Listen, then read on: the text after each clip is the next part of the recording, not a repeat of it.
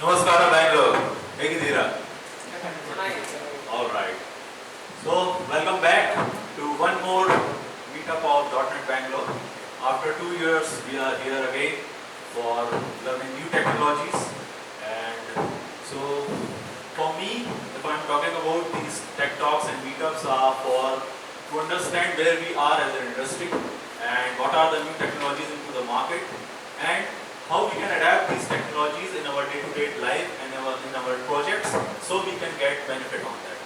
So on this note, today I am going to start my new topic, which is secure an API with JWT token in .NET 6. So friends, as you know, security is a major concern for every enterprise nowadays. Even as a developer or as a user, we also don't want to install or download any app which is create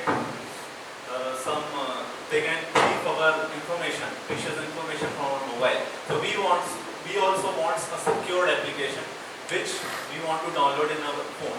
So the same way our enterprise also wants a secured application so our users or people who are using our system, so they can also get the benefit on that. Okay, so that is the reason. And if I am talking about the security, so security, if you go for any application which you are developing in your office also, if you are working as a developer, so you also see a user login screen in your every application when you press F5. So you also get a chance to work on the security features, but practically you didn't get a chance to work on write the code always, because generally we work in a project which is already built in, but we are entering into a system which is just a support project or which is already going on, so we did not get. So today, every step, how you will implement the security and all these things, what are the phases, I will try to help you in every phases. Okay. So this is about me. I am Sourabh Mishra. I am an entrepreneur, developer, international author, speaker, trainer, and animator. I am C# Corner MVP and Code Project International MVP because I am writing blogs for C# and .NET technologies. I am running YouTube channel called Sourabh Mishra Notes. So if you are a .NET enthusiast and you want to learn new technologies, you can subscribe my channels on Sourabh Mishra Notes. And I am also available on Twitter and Instagram. I am also a published author of Practical High Charts with Angular. So this is the book published by A-Press. And this book is a very nice book where you can learn a lot on Angular and high charts. So if you want to build a dashboard in your screen, so how you can build a nice dashboard with a large data, so this book will help you. So this is the world's first book which talks about in the combination of high charts and Angular. Second thing is that there is a 7th chapter in this book, and in the 7th chapter you will get how you can consume an API, and this API is from NASDAQ. So how you can consume a NASDAQ API and you can connect with your Angular application and you can see what are the shares you have bought and what are the status, and you can create an upcoming prediction like how this particular market will go on. That also you can analyze very easily. These are all things that you will get in this particular book. So what is the agenda of the day is, first we will discuss about the authentication and authorization. Then we will discuss about what is the difference between traditional key-based authentication, and then we will discuss about what are the benefits we will get on the token-based authentication. Then we will discuss about identity frameworks, and then we will discuss about JSON web token, and then we have a demo.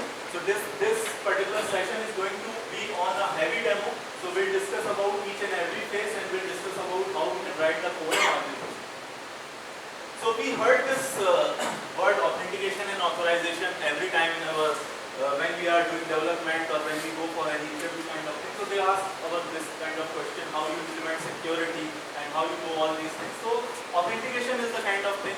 Once you enter into your application, it asks you like what is your login, user and password. And once you enter into it, so it will check you are a registered user or you are an authenticated user or not. So that's what validate the identity of a registered user who is accessing a service or application. So if user is registered, then we will give him permission to enter into the system.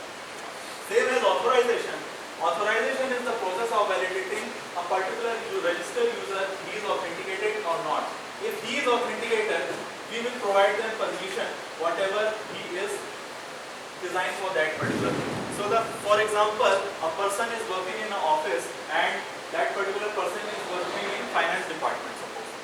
So yes, he is having an identity card, he can enter into the building because he is authorized person for that particular building. He is authenticated into it. But for the authorization phase, yes, he can enter into the finance department. But if I am talking about can he go into the network security department, maybe company can give him a permission. So that is the kind of authorization. You don't want to give every person a permission, they can enter into, they can access all the web APIs of your system. You can't give them permission. So based on role and security, you are giving them authorization. So today in this session, we will also try to understand how in our code, how you can authorize a particular user as well. Now, what is cookie-based authentication? When I am talking about cookie-based authentication, so this is the kind of thing like we are working on like Gmail, Hotmail and all these things. Once user click on the username password, they enter into it, so they will generate a session ID. So how session works? If you work in a long time in software development, so you know there are two copies are created. One copy is created in session ID in your server, one is created in your cookie. Okay. Now the challenge is if suddenly millions of users enter into the same time, suppose some match is going on or anything is going on or something, result is coming out, millions of users enter into the same time, automatically sessions are created. And once sessions are created, it will create a load in your server. So once your load is server, you will get some performance issue. Second thing is that sometimes, it's not possible always, but your cookie get also stolen from the outside user. So that is also one of the challenge here in the cookie-based authentication. Now in token-based authentication, what happened? User sends a request to your server with his username and password. Now in the return, what he will get if his username and password is correct, he will get a token. If token key it will correct, so token key will be stored into a particular user's area, and next time this burial token and user ID will be sent for accessing other APIs. So in that token ID is the kind of thing which is storing your username plus its user type, what type of roles you want to give. In that token ID you will get everything, and this is safe as well because here we are not generating any session ID, so there is no problem on your particular performance issues also, you are not getting any stolen problem also not yet because password we are not storing in the token ID. This is the safe thing, and each time because the security part is we are giving token ID only for certain time like 1 minute or 2 minutes. After that if user wants to access again, we have to refresh that particular token. So that is the security on the token based authentication. Now in this particular today's session I am going to work on the identity framework, which is one of the best framework of Microsoft. So identity framework provide you lot of internally they will provide you lot of less code. You don't need to write much code on it, and you can get tables as well, like users table, roles table. No need to create tables. It will provide you functions as well. Suppose if user wants to register a particular as a user and he is not typing a proper password like A to Z, capital letter, @ and something numbers also come. Those things also they have write in their methods as well. So no need to write lot of code on that and things kind of thing. So everything you will get here. Roles-based security you will get, profile data you will get, claims data you will get, token also get. So these are all things provided by identity framework very easily. You can install it from UGet. Today we will see. And if you want to work on that, so this is the namespace which is required, Microsoft.ASP.NET Core.identity. So this you have to install on it. Now we'll discuss about the JSON Web Token. So JSON Web Token is the open standard which is defined for compact and self-contained way to securely transmitting information between parties as a JSON template. So what happened? A particular, this is the kind of token key generated once user is logged in, and once we return in the response, so this will return you this type of token ID. Now this token ID is converted with three things. One is header, second is payload, and third is signature. So header is the kind of thing, here we will create a secret key. Secret key you can define in your way, so that way it will create automatically. And this particular payload from here to here, this will keep a lot of information like your user ID, your what is the type of user he is a super admin, system admin. If you want to need more information, this part you can UID kind of thing, but internally it will take a lot of things internally. And this is the kind of signature which is showing what type of user you are, and it's a signature for logged in user. This way it will generate that also. So this is changing every time. Once you refresh a token, these two things are always changes. So today we will see this also. So as I said, header if I am talking about, so in the header type, it will tell you what type of token you are using. Today we are going to use JWT, and there is a signing algorithm on that. Payload you can use like user ID, first name, last name, role type, anything you can store here. So these things you will store in your claims and then you can see it. And signature is the kind of thing you are assuring a token was not changed. So this is the based on your user, the signature will be there. Now we'll come into the demo.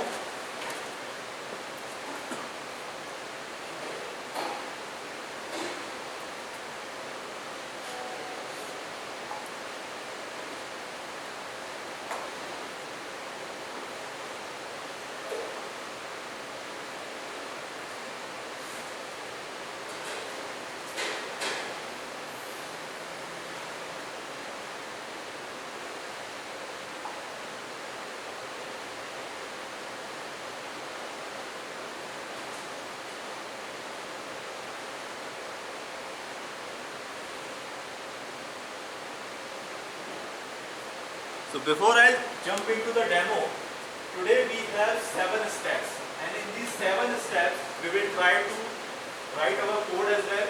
Plus in these 7 steps you will get a secured application with authorized application. In the first step, what we are going to do, we will create a database, and after that we will create a DB context file. Why I am creating here today DB context file? Because through identity framework and entity framework code, we will create a code first approach and we will create a database. This particular database will provide me users table automatically, roles tables, claims table, token table, automatically everything you will get in your identity framework. Then in the next step, we will create an authentication controller, and in this authentication controller we will write a register user method. This register user method will be responsible to enter your users for your particular database. Now in the third step, we will write a login user method. So in this method, user will type his username and password. It will check if these are authenticated user or not. This is a very simple thing till your third step. Now in the fourth step, once your user is able to log in into the system, that will generate a token. That's why today we are here. So it will generate a new token and it will give you an expiry time as well. Now in the fourth step, once it will create a token and then will provide them a permission to generate a refresh token table, because whatever token you will generate, it will a time frame of 1 minute only. After that, if user wants to use your particular web API or services, he needs more time, so we will generate a refresh token. Once the refresh token table is created in database, and then we'll write a code to generate a refresh token to each and every time.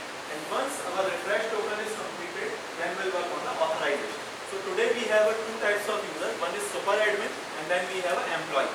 So based on that, super admin we will provide them some permission and then we'll provide them an employee permission. So today I will not type all the code. I have a step-by-step course. I will try to explain you so you can understand very well. Okay? So I am going to start.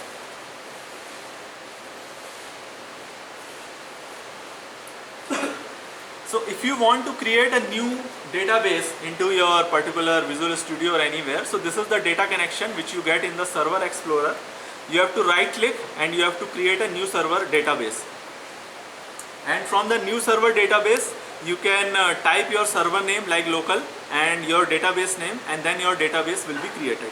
Once you do these things, in the next step, you have to go to your properties, and in your properties, in this particular connection string area, you have to copy this particular thing, because here you will get your data source and then you need a catalog for your whatever database you have created, and then you have to create some keys like connection string and then your default connection. So this you have to paste it here.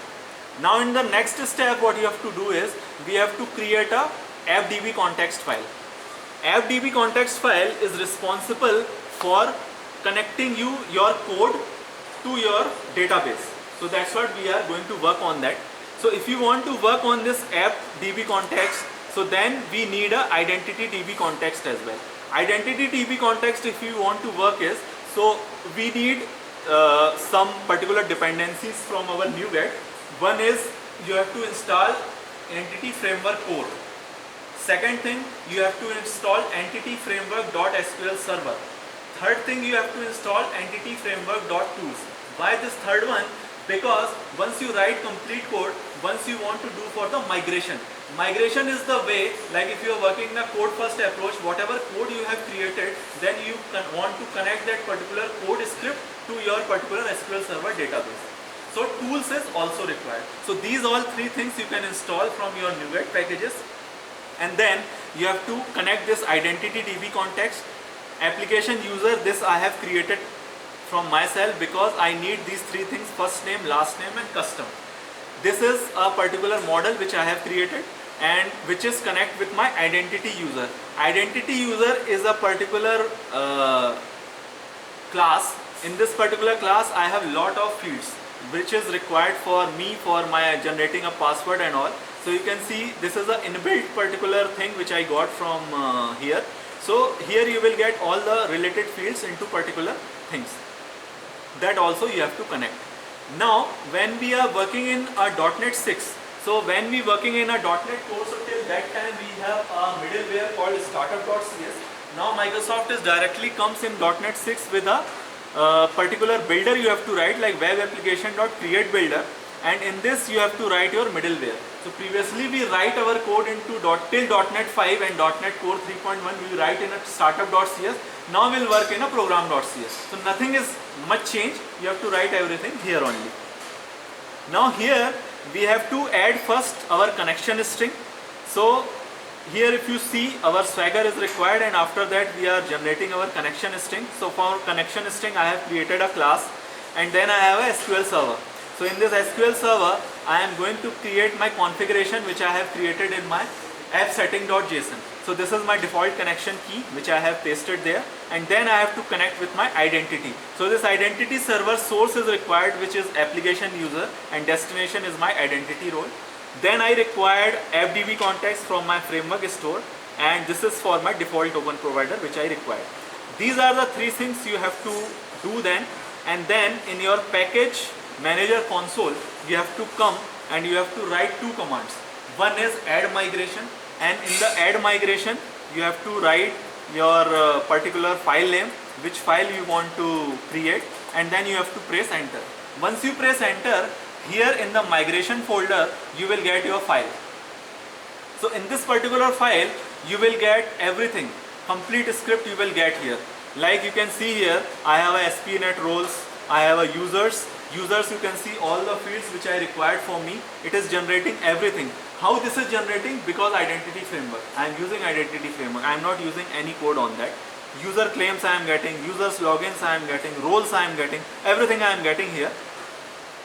Now, once this particular command is done, then we have to write a command called update database. So this update database you have to write, and once you press enter, and if you open your particular database, so automatically you will get here all the tables which you required for that.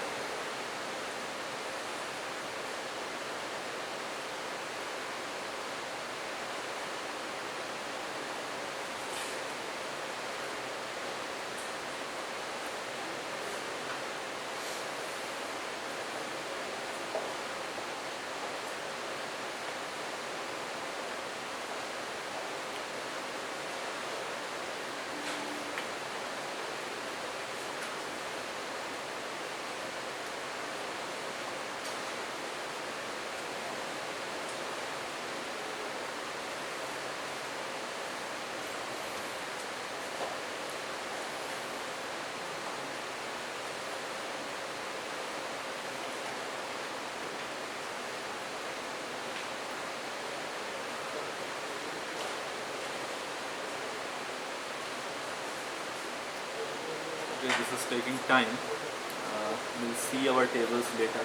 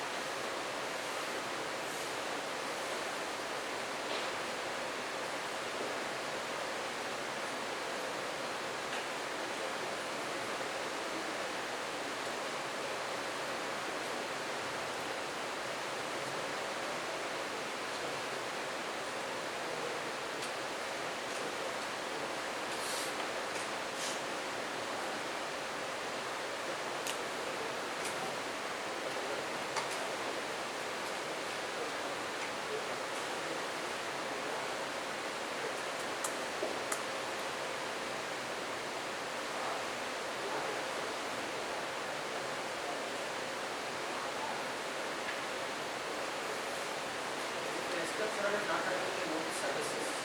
Restart the SQL services. Yeah, yeah. So you go to Azure services and restart it.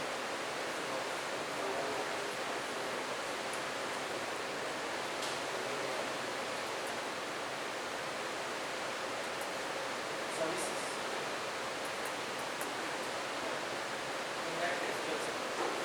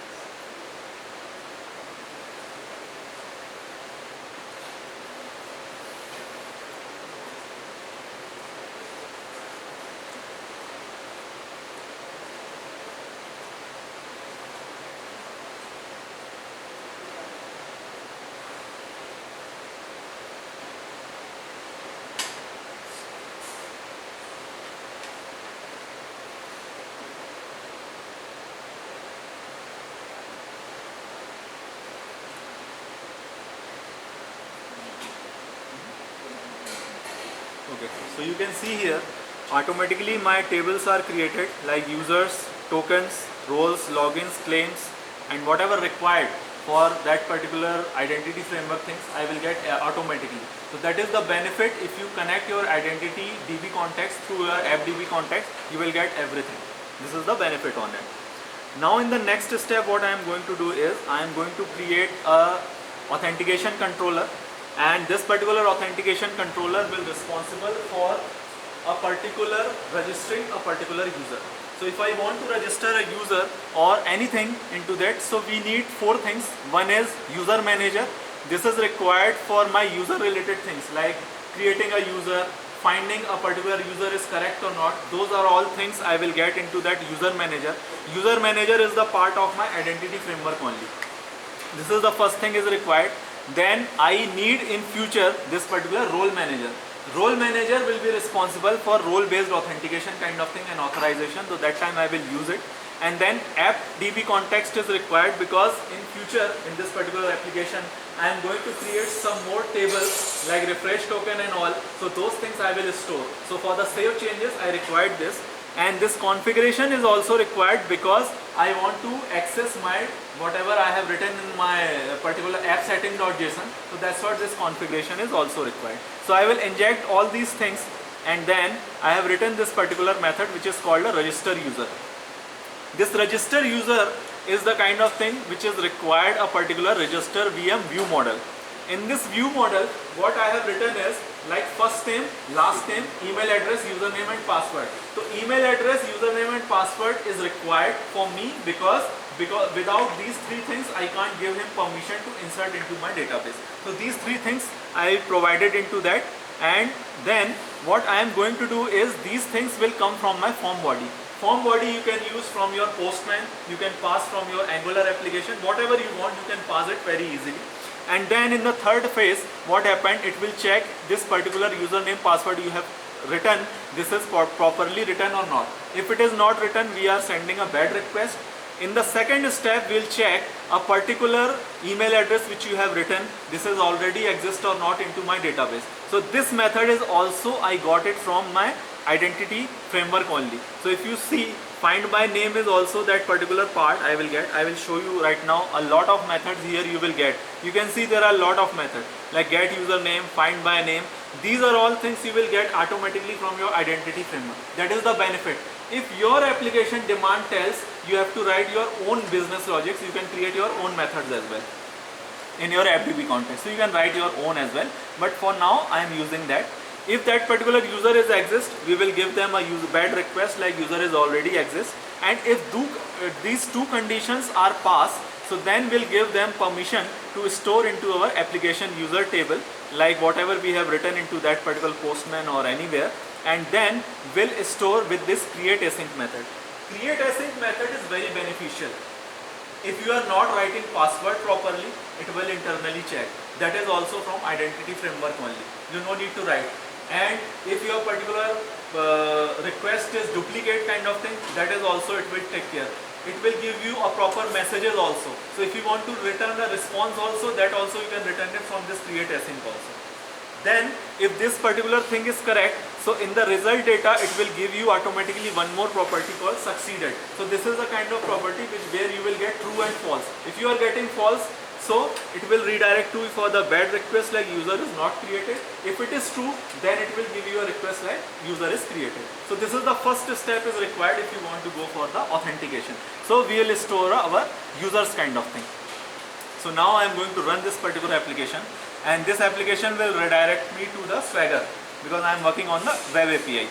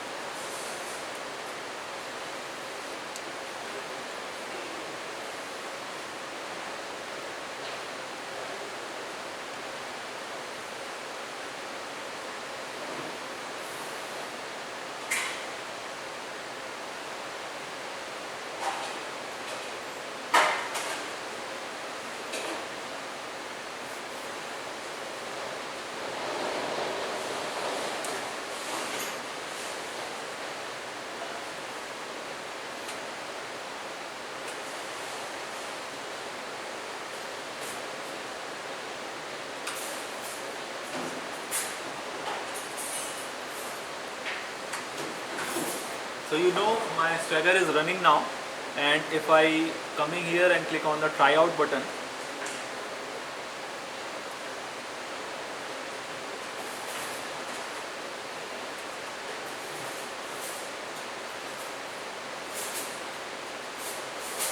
so you can see here I am getting first name, last name, email address, username and password. What are the things I have created for my register VM model? Everything I am getting because I want to pass it from form body. So now we'll write some users.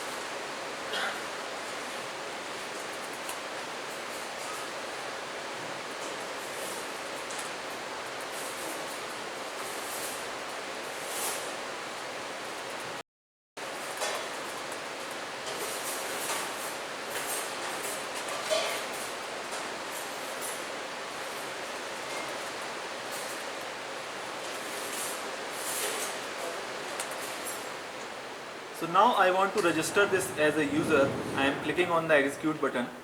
So I want to demonstrate now the power of create async button because I have not written password properly. So it will give me error.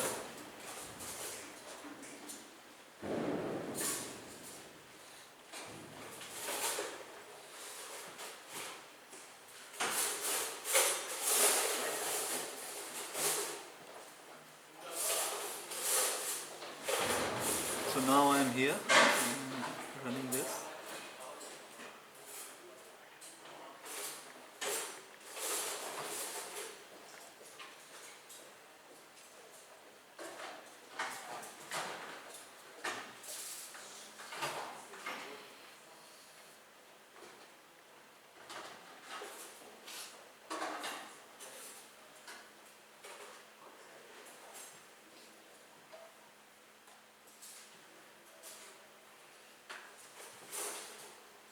So now you can see in the new user I am getting all the collection. Now when I am pressing F10, a result data what gives me? It gives me an error. What error it is giving me? Password requires upper. So what I mean to say is if you are using these methods from your identity framework, you will get all the security. But if you want to write your own, you can write your own methods as well. So here you will get a description as well. If you want to return this particular description, you can pass directly in the response and you can show to your user what is the problem. So now I am going to run this particular thing, and in my Swagger I am going to do properly whatever mistake I have done. and then I am clicking on the execute again. So now if you see, you will get a succeeded message, and this succeeded, you can see this is a true. So if this is true, then it will give you a message called user is created. So if you see the response area, it will give you user is created. Now by mistake, if user is coming and he is clicking on the execute button and he wants to store it, again create async method is very smart. What it will give you a message, you can see. It will give you he is a duplicate user. The same message you can transfer into your response as well. Username particular is already taken. So these are the benefits of identity framework. Now my user is created. Now in the next step, what I am going to do is I am going to create a login user method. Would you store a plain password? Huh? Would you store a plain password? Plain password or it? No, yeah. So if you come to the database, 1 minute, I will show you that as well. So generally what you do here, we are working on HTTP post. You know HTTP posts are very secure. Okay, nobody can see your things. Here we are working on web API, so definitely you have to do something. Now once it will store into your database, it will store in encrypted way. So internally it will store in encrypted way only. I am just showing you.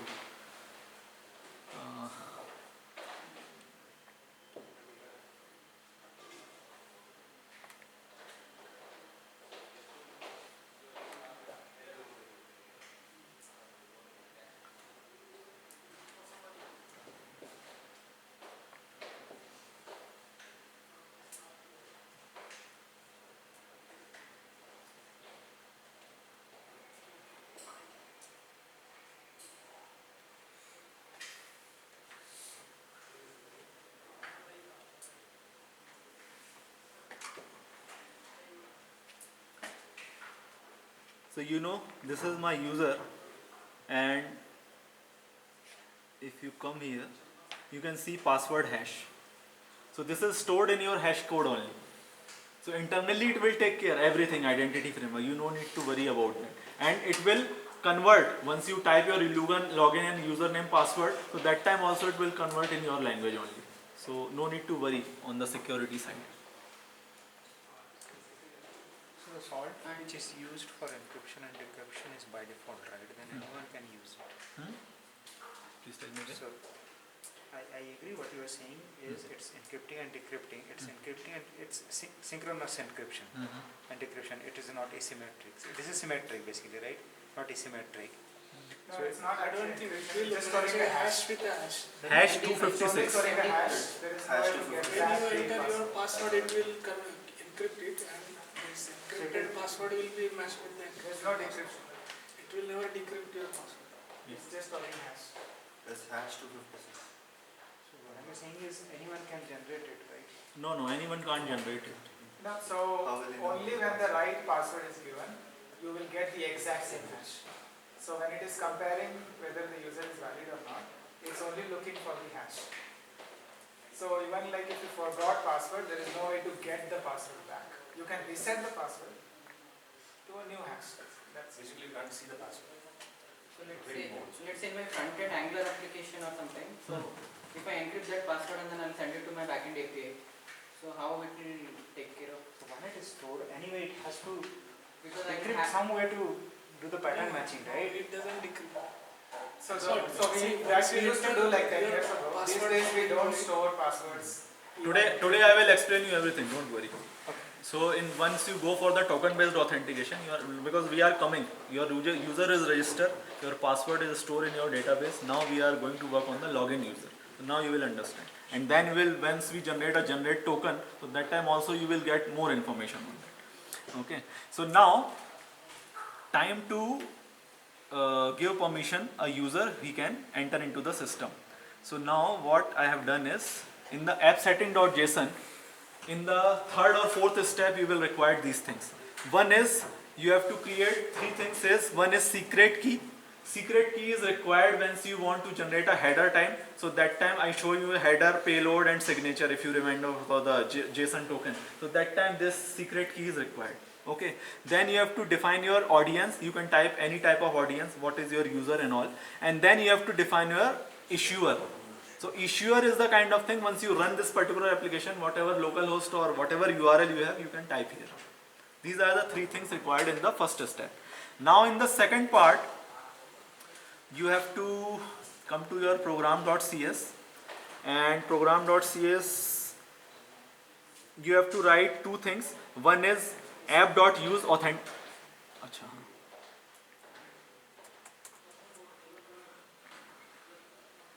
you have to use here use authentication and use authorization. These two things you have to define into your middleware. And in the third thing, I will come into my authentication controller, and in the authentication controller I have written here one more method called login user ID. This will responsible to give me permission enter into the system. So there I have created a one more model which is called login user view model. You have to write your email address and password. So suppose you are working in Angular application, definitely there is a text box which you encrypt with your password only, black dot. So you will provide that much security, you will provide from your side. Now your request will come here in the form of post. If you are using HTTP post, it is obviously it is a safe thing only. So no need to worry about that. Now once your things are coming here, now we will check this particular user password is correct or not. If he is correct, then we will give them permission. Okay boss, you can enter into the system. Okay.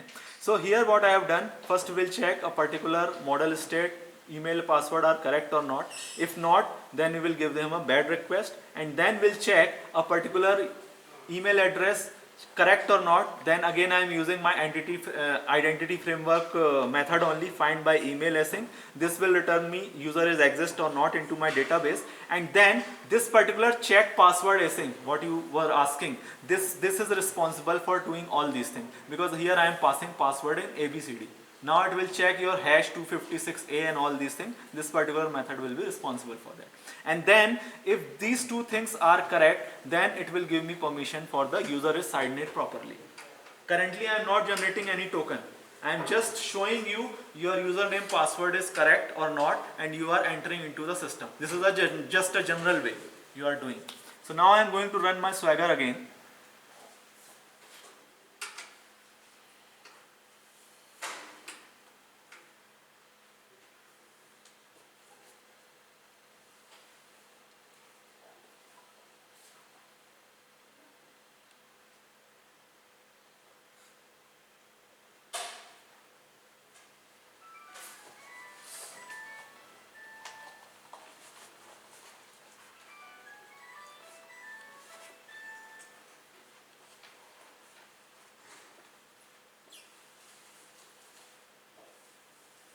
Now you can run it from Swagger as well, and you can run it from your Postman as well.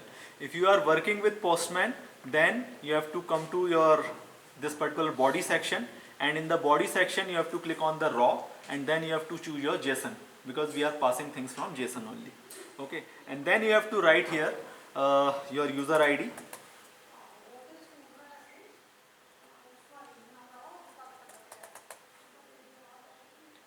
And then I'm sending a request. So in front end, if I encrypt the password and then if I send it, any changes we have to do it here or anything we can? Front end generally we didn't do, because that particular password is taking. If you are working in Angular application through service, you will pass your HTTP post. Your service will come here. Request so in will. the form, like I want to encrypt in the front end also. That also you can do. Then that is the encrypted password. So how it will match it here?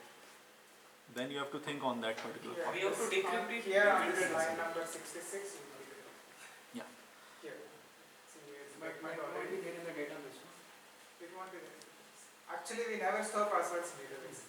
We only store hash. Hash only. It's So a hash It's a 256. one-way encryption always. Yeah.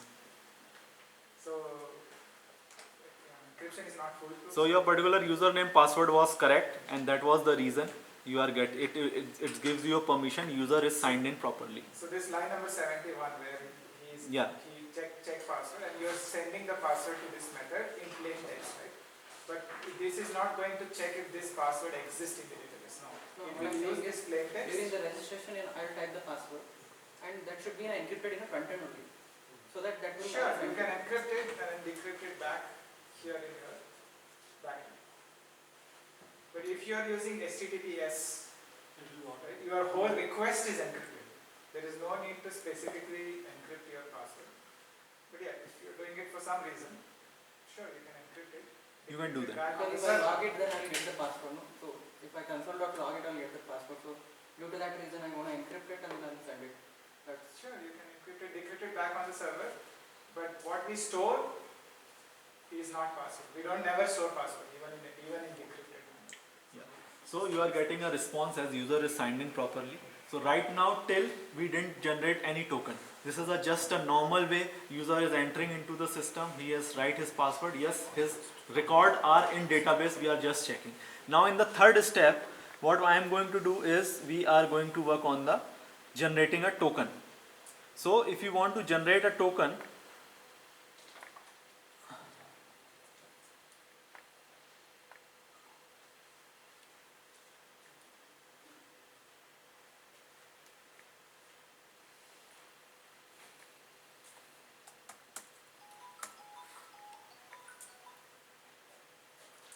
add DB context we already done. Now you have to write these things because you are giving a permission into your middleware. You are adding a authentication. So if you want to add authentication, that time you required authentication scheme. Here we are using JWT bearer token. So this also you have to install from your NuGet package. And then you required a challenge scheme. So this is also you have to define with your JWT bearer token. And then you need a default scheme. So you have to define your authentication scheme kind of thing. You have to provide some more permission like save token, required HTTPS metadata and token validation parameter. This is most important thing because here you have to define your validating signing key. Whatever secret key we have defined, you have to define into your issuer, then issuer, audience, all these things. This particular thing is very much important, which is called a clock skew. So generally by default when you generate a token from your token based authentication, that time it will create a token time is 10 minutes. So suppose when you are generating a token and you are storing for 1 minute and you are not making this clock skew as a 0, so that time it will by default it will take as a 10 minutes only. So if you are going below than 10 minutes, then you have to make it 0. So this is one of the important aspects you have to think. Okay. Now you have to come to your authentication controller, and in the authentication again we'll work on the same method, but this time in this same method what we are going to do is in the login user method, here we are generating a token. So you can see last time I have only a message. This time what I am going to do, once request goes, in the return I will get token ID, and this token ID is my security key, and from this security key only we will access all the APIs and everything. So this is very much important. So what I have done here, I have written here a method called generate JWT token async and user exists. So this is the all the register VM login VM method, like my email, password and all these things I will store here, and I will come, and then I required a claim. So claim is a C# type class which is a, like we are working on dictionary, so we have a key value pair kind of thing. It's a name value pair. In the name value pair what you can do, you can store your things, what are the things you really need required for understanding your things. So you required a name, identifier you required, email, subject, whatever things you required, you can create n number of claims here. And then what I have done here, I have created a new GUID for that JTI kind of thing. And then here I am passing my secret key which I have written in my app setting.json, and here in the token through this issuer, audience and my token key, I am generating my expiry time as well, like add minutes like 1. So I want for security reason only 1 minute, not 10 minutes. Okay. And then whatever claims I have registered here, those claims also I am written into the auth claims, and my signing credential whatever I have said like HMAC CHH 256. So this is the kind of thing which is responsible for all these things what you were asking. So this will take care all these things. Okay. And in the response what I am going to do is I have created this auth result VM. So this is also view model I have. Here what I am doing is I am passing here token. I will pass in future refresh token also. Right now I am not passing it. and then I have a expire at what time it will expire. So these things I will pass here. So you can see right now I am passing just a token key and expire it. And after that in the response it will gives me my token generated token key. So now I am going to run this particular Swagger again. And one more thing I have done is,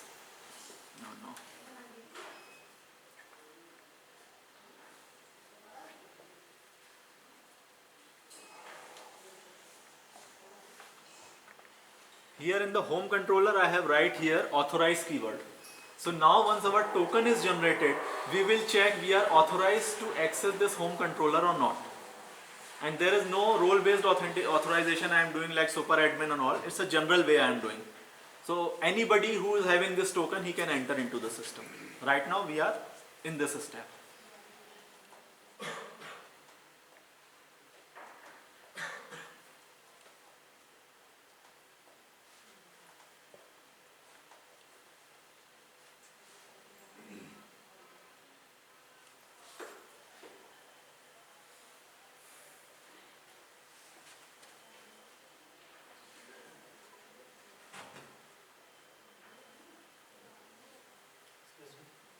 What is the use of refresh token?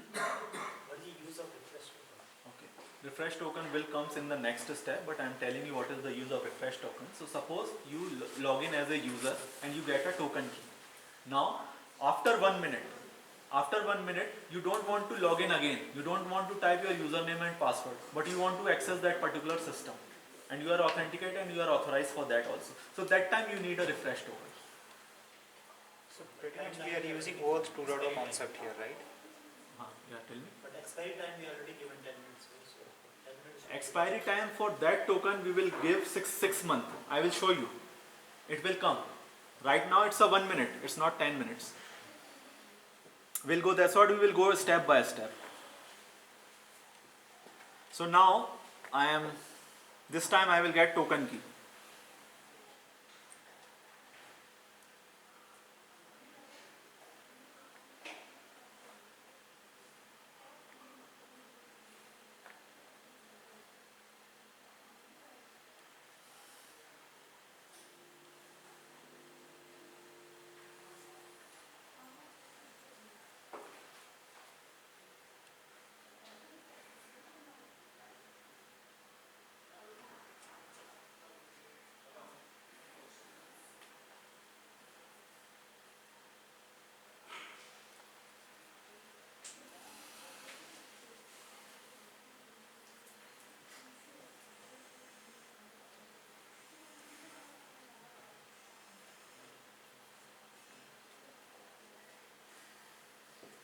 So you can see I am getting my token key which we have got, and in this token key we have a refresh token. Right now it is null because I am not passing it at this point of time in my model, and I am getting the expire at time.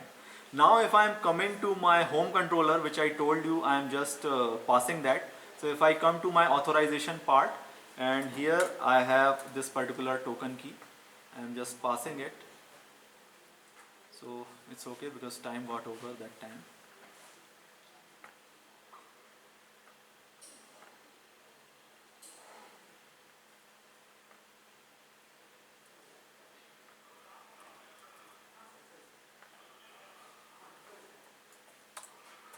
Remove the employee / employee in your URL. Oh yes.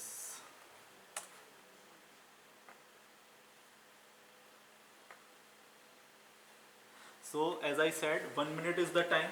So we are getting this particular message. Okay, you are entering into the home controller. After 1 minute, if I am going to check, I will get unauthorized. Okay. Now if you want to understand this particular token as well, so there is a website called JWT.io. So if you go there and you pass their token, you can understand what is inside into that.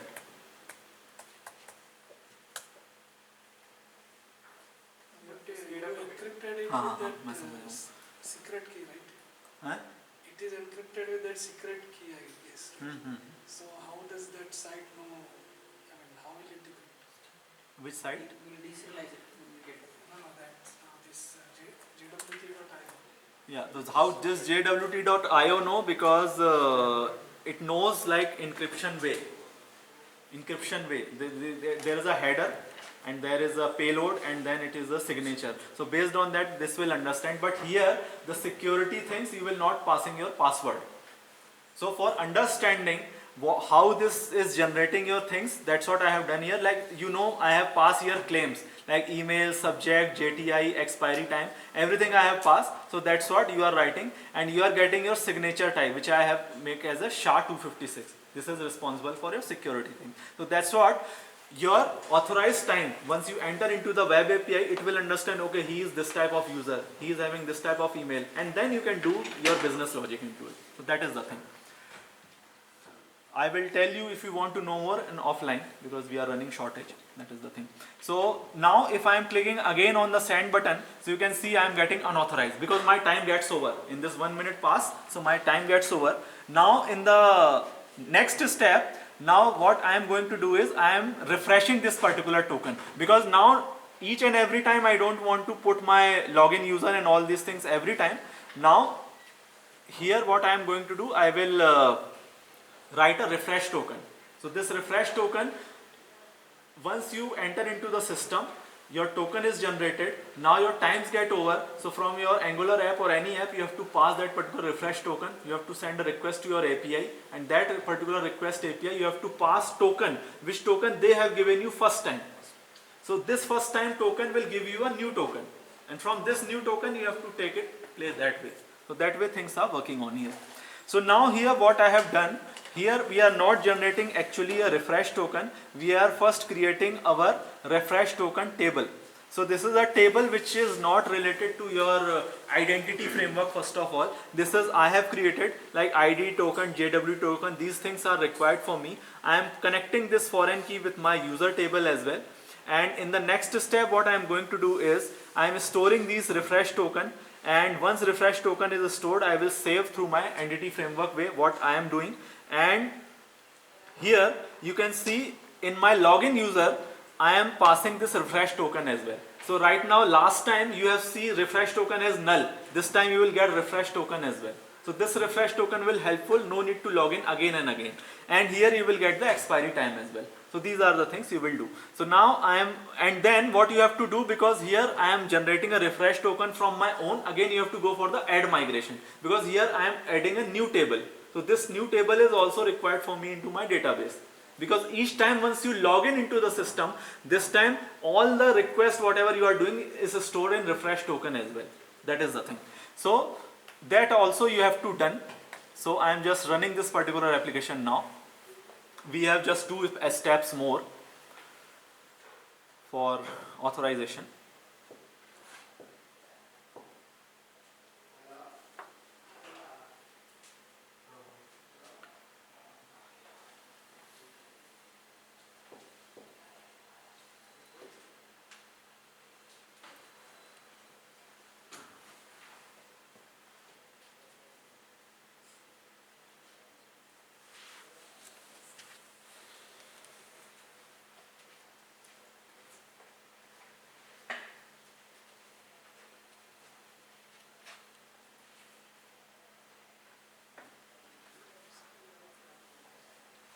There are 2 different tabs, right? One is the working as an identity provider. This is the authentication controller here, and the other one is the home controller where you are actually having your. No, everything is same application. Same. Everything in same application. For step by step, I have created many applications for understanding you guys. Can you open app setting.js? Sure. There is only 3 keys you will get.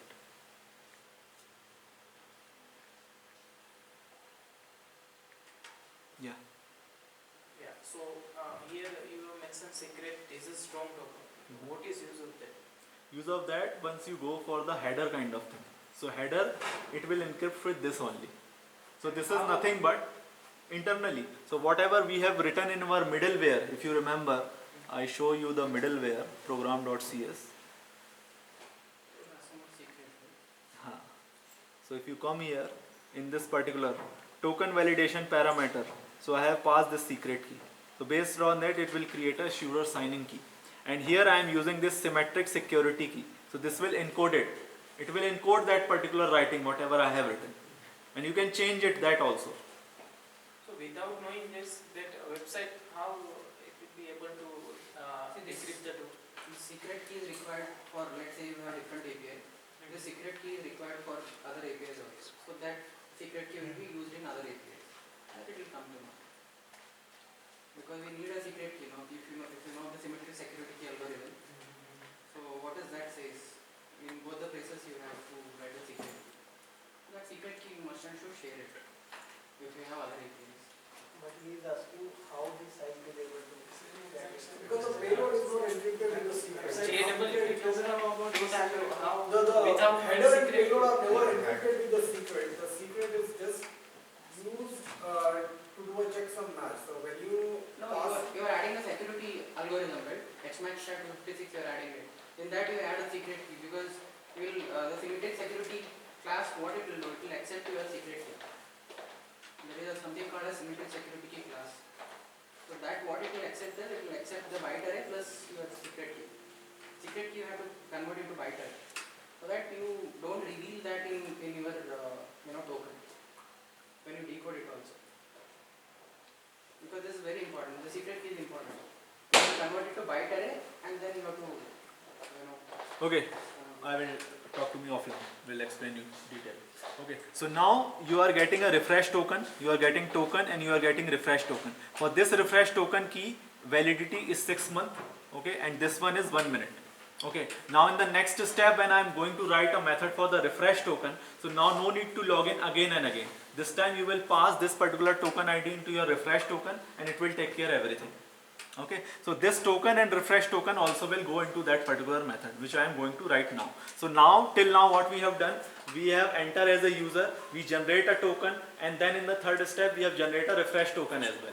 Now we are writing a refresh token method which is responsible once your time get over. So that time we are going to write now.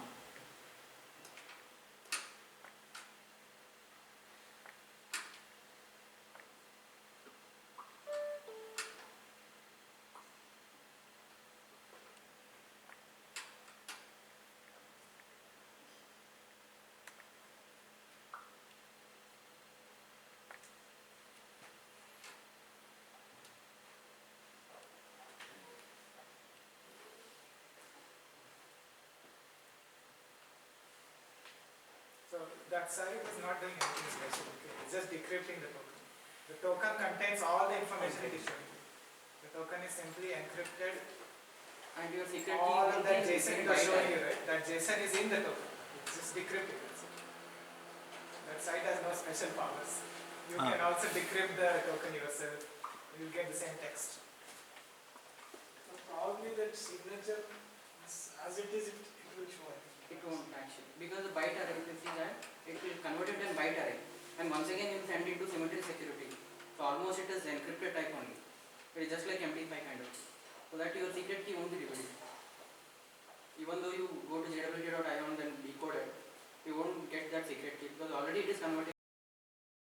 Plus, once again MD5 kind of a thing it is doing it.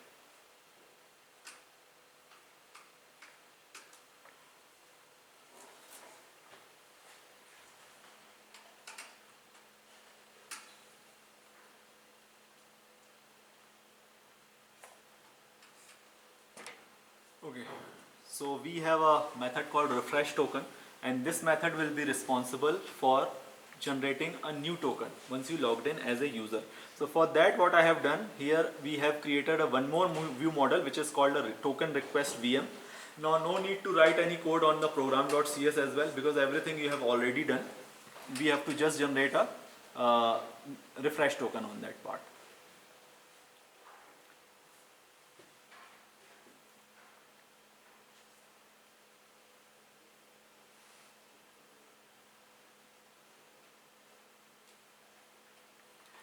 So here what I am doing, here we need a token and refresh token. So these two things are required for you if you want to generate a new token for your refreshing kind of thing. So refresh token is a ID kind of thing. It's not a complete token first of all.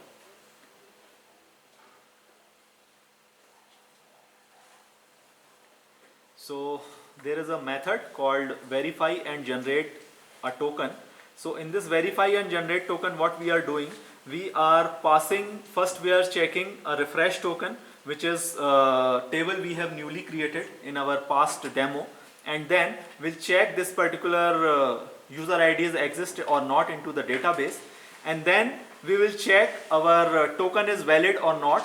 If you want to check your token is valid or not, so you need a JWT token handler, which is requested from the JWT security token handler. And here we required as a parameter my token key and my parameters like issuing, issuer, and all these things what we have written there.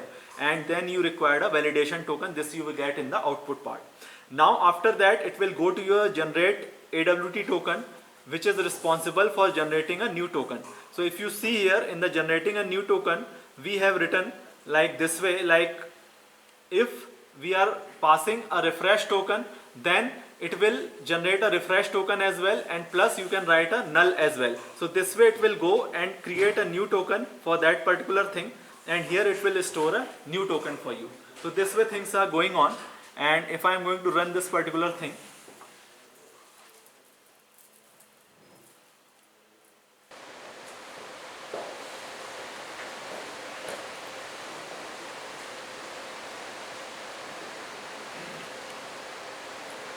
alright, welcome back again. So in the last before lunch we had written the method for the refresh token, and this refresh token method was responsible to generate a token once you logged in into the system, and after that if you want to spend more time on it but you don't want to log in again and again, so that's what we go the concept called refresh token. So once user is login, so that time it will generate a token, and this time it will give you a refresh token as well, and it will give you a refresh token expire at time also. So now what happened, if user is coming into the system and he's copying his particular token ID, and suppose that particular token time got expired.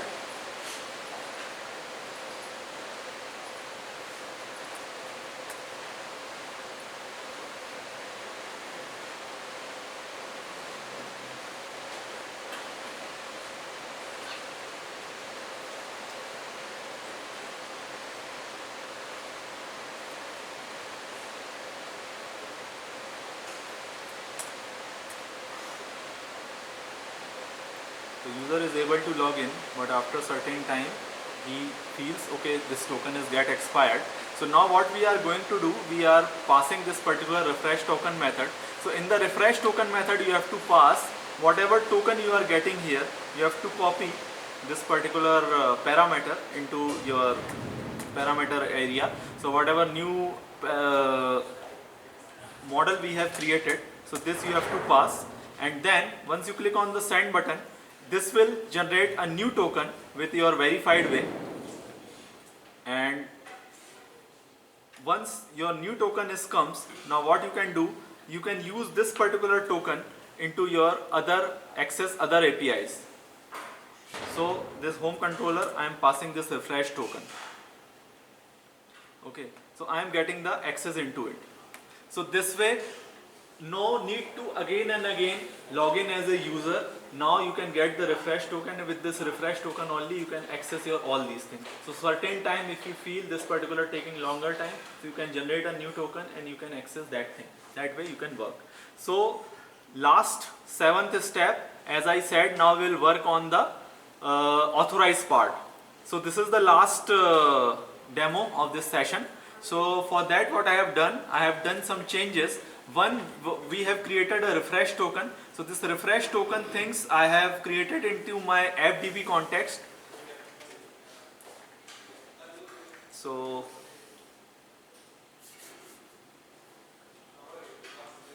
you can see this I have added here. Last time I forgot to tell you. So once you do add migration and update database, so that time this will help you to create a new table into it. And then if you come into your authentication controller area, so in the authentication controller area you have to do some changes. After once you insert, and then you have to see a particular result is succeeded, and then you have to create your user roles. So this user roles for this particular system, I have two type of rules. One is super admin and one is employee. So based on that, whatever user is inserted, we will add these things. And now what happened first time, because when you are working in this system for a long time and after that you want realize like I want to generate a user roles kind of thing. So that time what you can do is you can seed your database. So for the seeding kind of thing, what I have created here I have created a new class called AppDB initializer. In the AppDB initializer, I have created this seed roles to DB.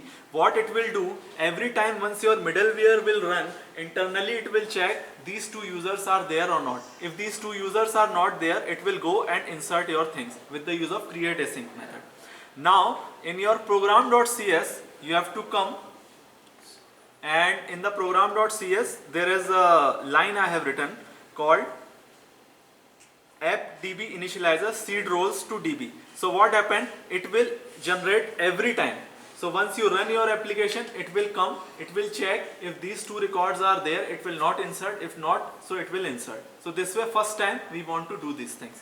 Now I am going to run this particular application again because I want to insert my super admin and employee. As a user I want to insert, because last time we don't have any role based concept. So I will register user method again, which we have done last time, and I will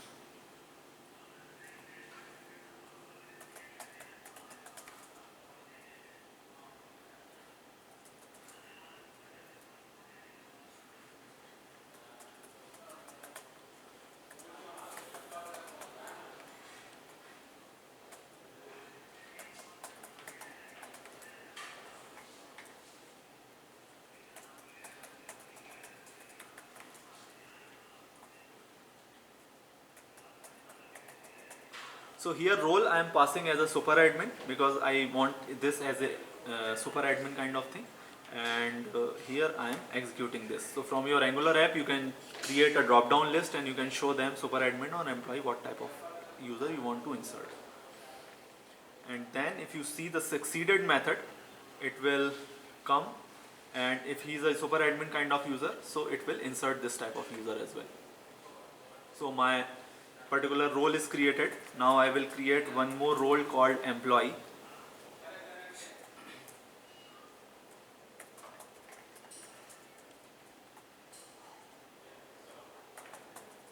For every request it is going to that middleware or only one time? One time. One time. We are registering a user, new user. It won't be there in configure. So it won't be there in the middleware, no? Like No. Middleware we just want to insert as a user type table.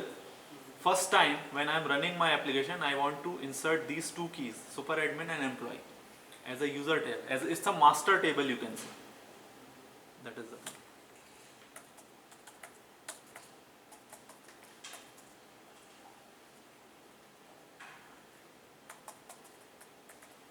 I'm trying to say that like it is there in configure services kind of something. Like every time, because it will load the configure function now. So whether it will load that middleware or for every request or No, not every request, only first time. So this is also employee is created now. Now in the next step what I am going to do is in my controllers. So here I have two types of controller. One is super admin controller. So in the super admin controller you will not play now only with authorized keyword. You have to type your role also. So we have a role called super admin. So if this role is permission passes, then only he can access this particular method. The same way I have an employee controller, and for the employee controller we have to pass this employee. So in the token we will claim as an employee also and super admin also in the role part. So in that way it will understand. So in the JWT.io we can understand this thing, what are inside this. And in the home controller, suppose you have a situation where you want to, in one controller, based on two methods, you want to access permission. So that also you can pass here. There is a roles I am passing as an employee for this particular get employee method, and for super admin I am passing this get super admin. So this way, in one controller also you can define your roles. This way, that is also possible. Controller way also possible and method way also possible. So now we will try to enter into the system. So we have first login with super admin as a user, and then I am clicking on the send. I am getting my token, and I will jump into my home controller,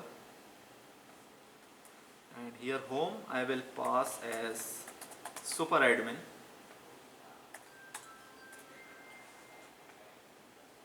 and here I can get you are a super admin. Suppose employee is entering with this particular token ID, he can't enter because that particular person is not authorized to it. Okay, now if I want to see that employee can do login these things or not, I can check with employee.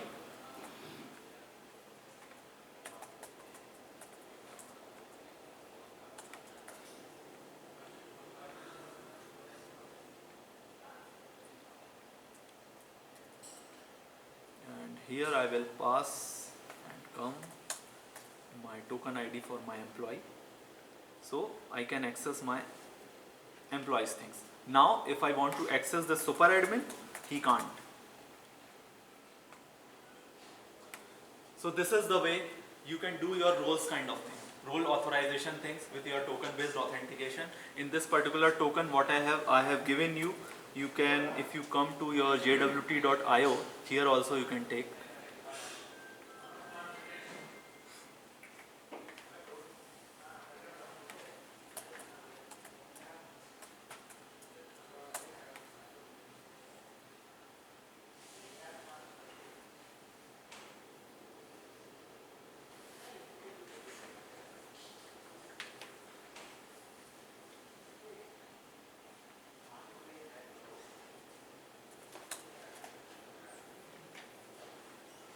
So if you see here, we have everything. So here we have this email ID, subtype, and you can that here name as employee as well. So everything you can check here into this particular thing. So this is the one of the way you can, with the use of JWT token, you can do your things. The concept is same always. First you will send your username and password, it will give you a response as a token, and after that if you want to work on that you have to generate a refresh token. After that for the roles kind of thing you can write your own logics and everything you can write. Now whatever today I have demonstrated, if you want to see in the code wise, so in my YouTube channel you can see complete coding whatever today we have done, because it's hard to remember. So if you come to this YouTube channel called Sourabh Mishra Notes, so you have to insert here, enter here, and there is a playlist, and within this week I will insert all this code. So there is a playlist called Secure API with token based authentication. So here you will get all the videos what I have speak today. So here you will get all the coding things. So you can follow this particular codes and you can run your things. So each and step by step I have mentioned here. So currently you will get here the creating the DB context, and second thing you will get here the how to register a user. All these videos till Saturday you will get everything. So you can access from here. So the channel name is Sourabh Mishra Notes. So that's it from my side. Thanks for your coming guys, and thank you very much. If you have any question you can ask now. ID we can add it, no? Like user ID automatically generating it. If I want ID